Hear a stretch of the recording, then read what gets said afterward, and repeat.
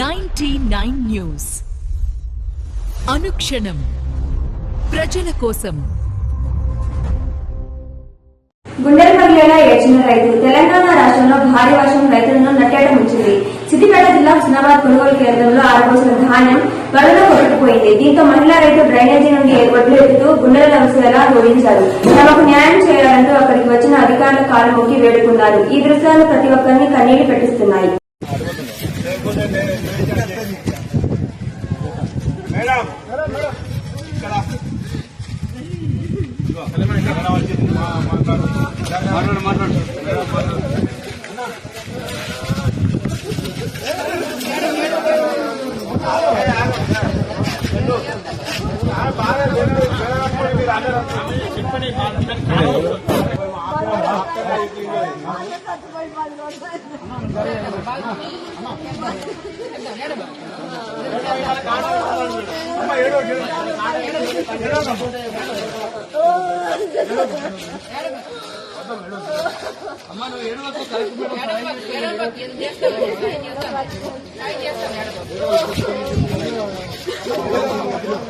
సాయం చేస్తారు మేడం.